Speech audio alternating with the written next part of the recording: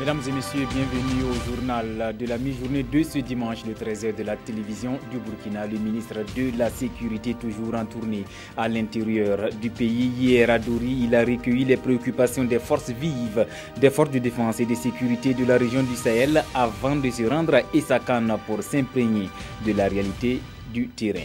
Et puis, dans cette édition, nous nous intéressons aux sachets biodégradables, des sachets dont la durée de vie n'excède pas 5 ans, option faite par le Burkina depuis 2014. Quel constat 2 ans après?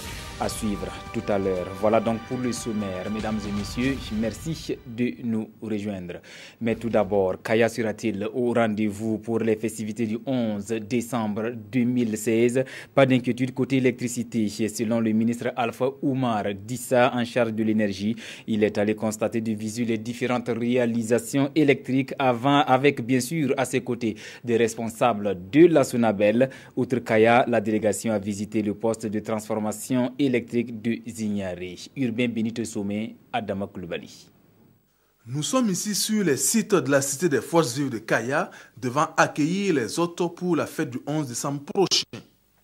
Le ministre en charge de l'énergie, en compagnie des responsables de la Sonabel, sont venus constater l'effectivité des travaux engagés pour la disponibilité de l'électricité. Nous voulions donc venir au parfum des réalisations pour voir qu'est-ce qui est réellement fait. Est-ce qu'au niveau de la Sonabel, on est vraiment prêt pour accorder l'ensemble des installations en partant donc des habitations comme des infrastructures qui vont abriter donc des activités du 11 décembre. Et selon le premier responsable de la Sonabel, le réseau de distribution est déjà en place pour faire face aux différentes attentes. Puis un détour par le poste de transformation de Kaya qui devrait acheminer l'électricité vers Dori. Vous savez que Dori rencontre ces derniers temps beaucoup de difficultés en termes de fourniture d'électricité. Donc il était important pour nous de venir vérifier que les travaux sont en voie en tout cas d'être terminés. Et nous avons vu effectivement que les différents postes de transformation sont presque en place. Et les pylônes et les poteaux sont déjà installés. Donc il reste maintenant les câbles qui vont passer. Nous pensons effectivement que d'ici la fin d'année, Kaya va pouvoir être raccordé donc à Dori. À Zignaré, le ministre et sa délégation ont également visité le poste de transformation qui achemine le courant électrique depuis Ouagadougou vers Kaya et Ziga avant de s'entretenir avec les agents. Au niveau donc des agents de la Sonabel, il y a un travail énorme qui est effectué. Voilà. Vous arrivez souvent à 2 h du matin, à 3 h du matin, à avoir des agents qui sont donc perchés sur des pylônes pour dépanner soit un poste transformateur ou une ligne qui est en panne. Donc le travail est très très énorme et les difficultés aussi sont énormes. Mais au-delà de tout ça, il faut que nous travaillions à ce que la population sache ce qui se passe. Les volets production et transport devront être libéralisés dans le cadre de la CEDEAO. La raison sociale de la Sonabel, selon le ministre, sera la distribution, d'où la nouvelle dynamique pour faire de cette structure une entreprise qui puisse apporter beaucoup à l'économie nationale. Je le disais en titre, Simon Compaoré, le ministre en charge de la sécurité, poursuit sa tournée à l'intérieur du Burkina. Hier à Dori, il a recueilli les préoccupations des forces de défense et de sécurité de la région du Sahel. D'énormes défis sécuritaires sont à relever dans cette partie du pays, d'où ces encouragements à leur adresse. Nyamba Naklouman et Sédouzon pour le compte rendu.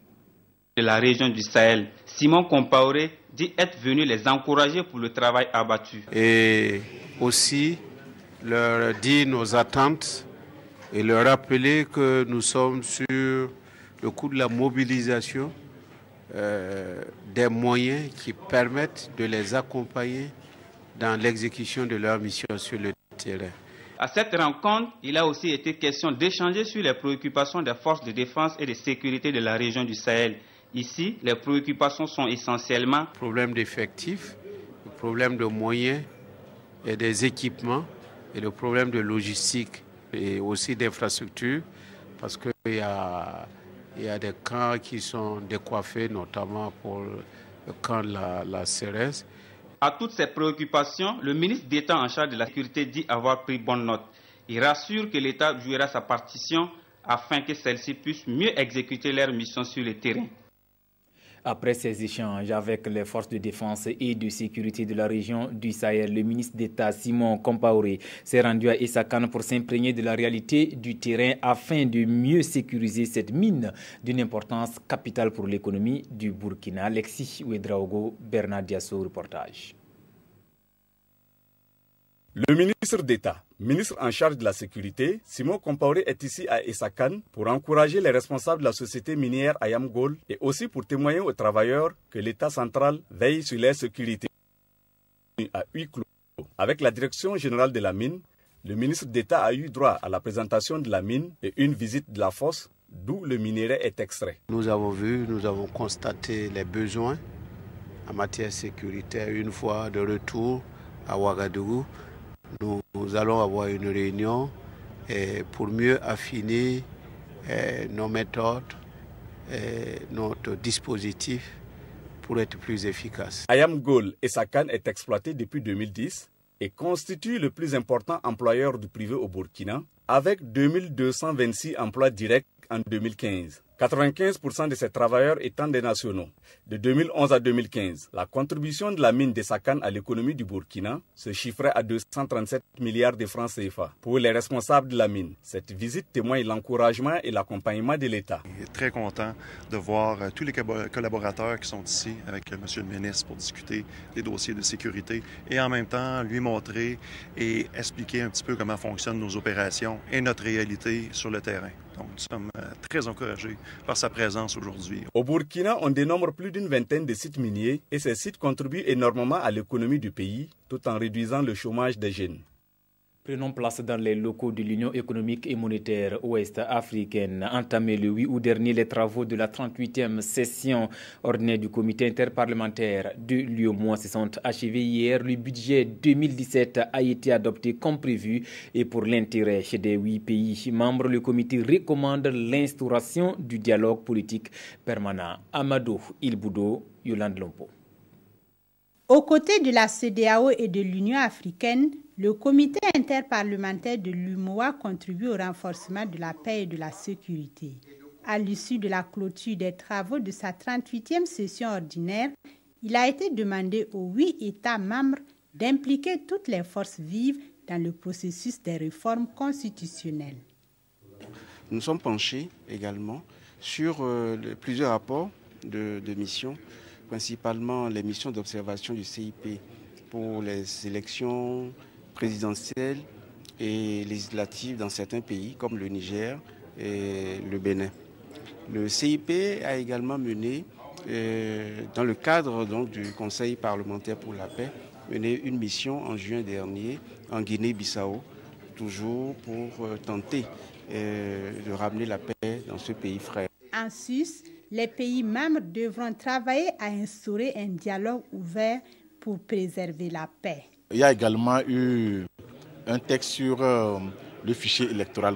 Et à cet effet, il faut aller vers un fichier électoral stable, donc un fichier qui puisse prendre en compte les déclarations de naissance. La Côte d'Ivoire assure actuellement la présidence du CIP. Une présidence tournante dont l'objectif est de permettre aux élus du peuple de toucher du doigt les programmes et les projets exécutés par l'UEMOA et d'être à l'écoute des populations.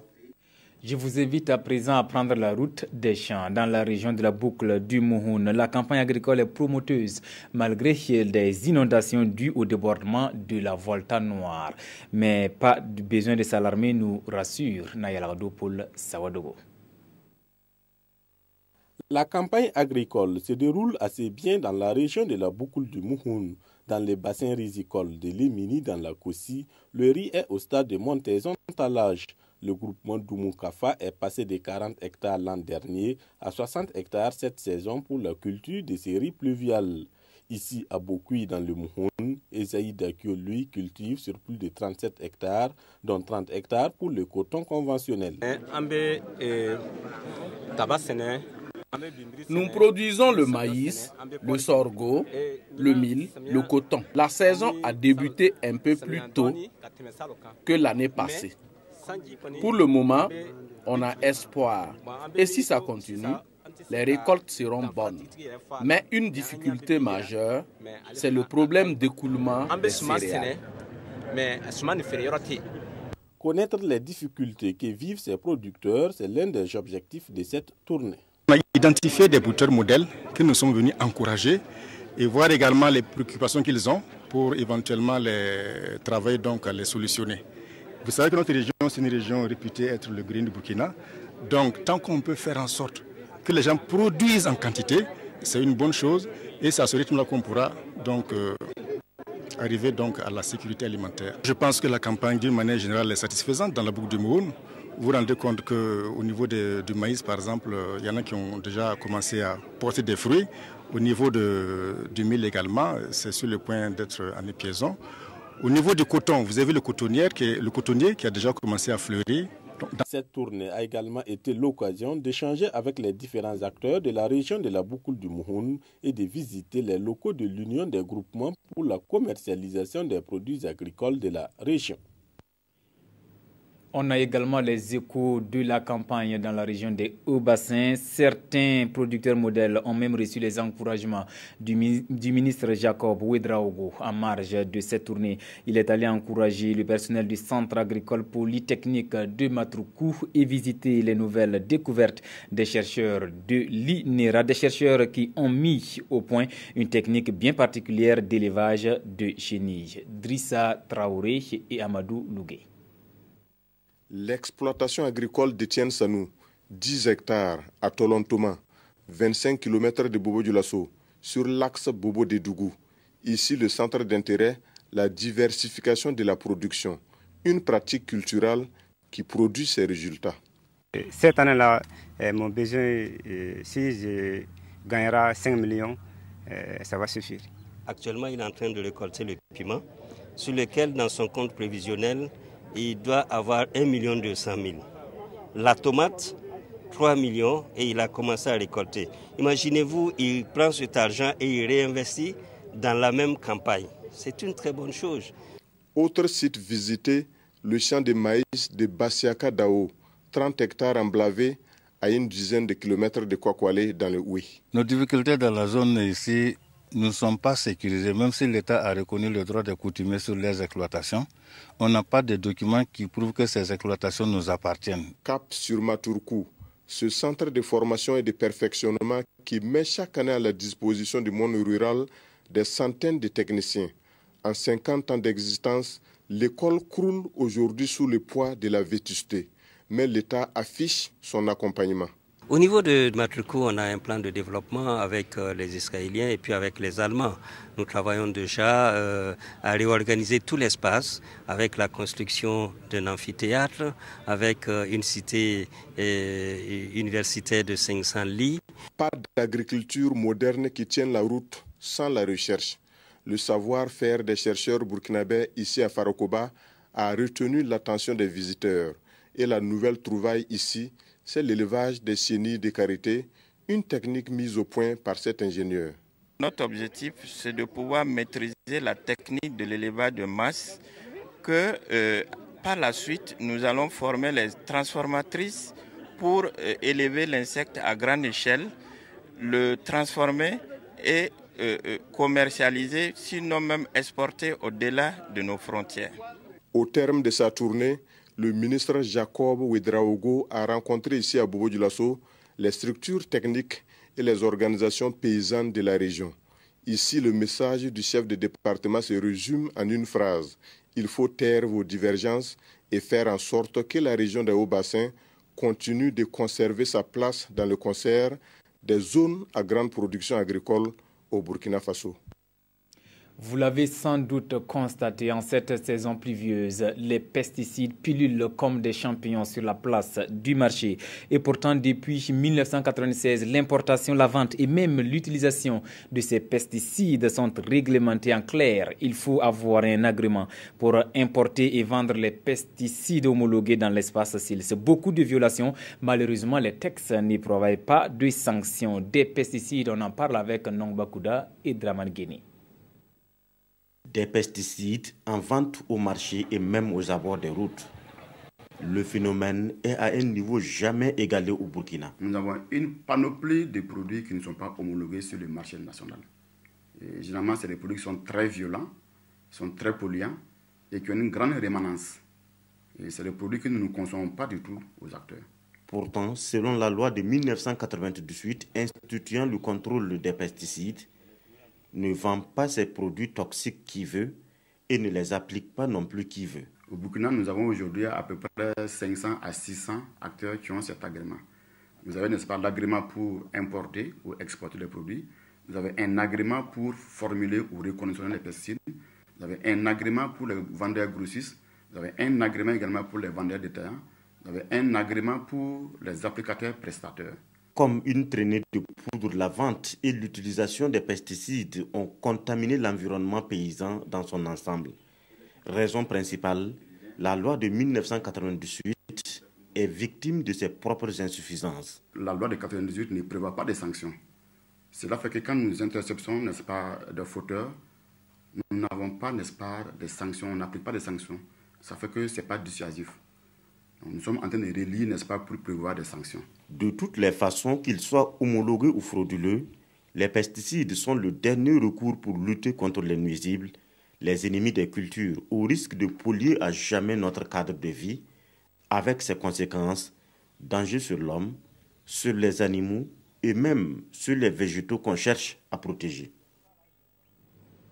Je le disais en titre, après 1001 tractations, les différents acteurs, le Burkina a fait l'option des sachets biodégradables, des sachets dont la durée de vie n'excède pas 60 mois, 5 ans donc. La mesure est entrée en vigueur en 2014. Quel constat 2 ans après? Le ministère de l'Environnement dispose-t-il de moyens de contrôle de ces sachets estampés biodégradables? Pas du tout évident. Zalissa Sanfo. Remplacer des plastiques qui résistent au temps jusqu'à 400 ans par ceux qui n'excèdent pas 5 ans de vie, les biodégradables. De 2014 à aujourd'hui, l'impact de la loi est constatable. Dans cette pharmacie, après l'achat de quelques comprimés, Rémi Ouedraogo est servi dans un sac plastique estampillé biodégradable. Depuis que la mesure a été prise, nos grossistes ont aussi pris la disposition de mettre à notre utilisation des sachets biodégradables. Donc, ce n'est pas cher. Bon, en termes de confort, nous savons qu'à travers l'utilisation de ces sachets, nous sauvons notre environnement. Pour Saïdou Tondi, depuis 1 an, il sert ses clients avec des sachets portant l'inscription biodégradable. Il ne sait pas trop ce que cela signifie, mais pourvu qu'on ne mette jamais fin à son gagne-pain quotidien. Nous étions vraiment désespérés avec la suppression totale des sachets plastiques. Maintenant que tous les sachets sont devenus des biodégradables, cela nous réjouit. Sur les sachets d'eau aussi, la même inscription. Même si certains font des nuances de vocabulaire avec des oxodégradables et des oxobiodégradables. Et tout cela réjouit le ministère en charge de l'environnement qui pense que c'est pari tenu. Mais dans toute cette symphonie parfaite, nous avons posé la question de savoir comment reconnaître un sac plastique biodégradable si ce n'est l'inscription.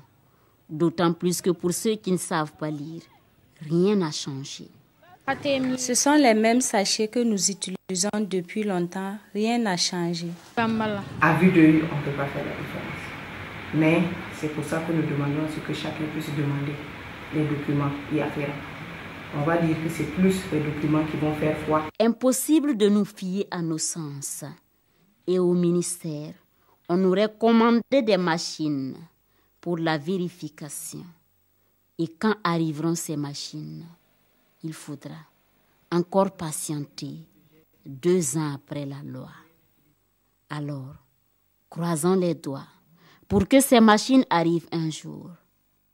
Direction Rio, non pas pour le marché du 21. Tous les 2 ans, diaspora résidents et non résidents du Sanguier se retrouvent pour penser développement. Cette année encore, ils se sont donné rendez-vous hier à Rio pour la 4e édition du Forum des leaders du Sanguier. Un événement sur fond de panel et d'échanges directs. Le compte rendu avec Pamadrogo, Jean Zongo et Maïmouna Traoré. Diaspora et développement local. Les ressortissants du Sanguier, les résidents et les non-résidents en parlent. À cette 4e édition du Forum des leaders du Sanguier, ils se sont fixés pour objectif d'identifier les mesures idoines pour encourager, renforcer et pérenniser les investissements de la diaspora dans la province.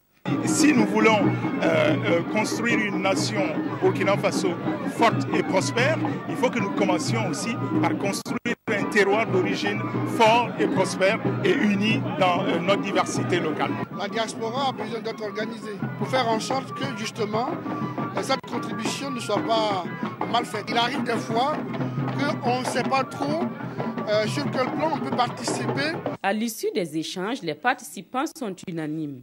La diaspora doit investir au pays par devoir de redevabilité. Aussi ont-ils décidé de la construction d'une cité de la diaspora dans chaque commune de la province. Des conclusions, ils retiennent également la nécessité d'une union sacrée entre les filles et les fils du Sanguier, l'instauration d'une communication entre la diaspora et les parents restés au village et la valorisation de la culture lila. L'État ne peut pas tout faire. Le vrai développement, celui qu'on maîtrise, celui qui est durable, il ne peut venir que des populations elles-mêmes. C'est une question de mentalité. Il faut arriver à changer les mentalités. C'est une question de responsabilité. Des palmes du mérite ont été décernées à 5 personnalités qui s'illustrent dans leur domaine d'activité et contribuent activement au développement de la province du Sanguier. Mesdames et messieurs, c'était là notre version de l'actualité pour ces 13 heures. Merci de l'avoir suivi. L'info continue sur la RTB.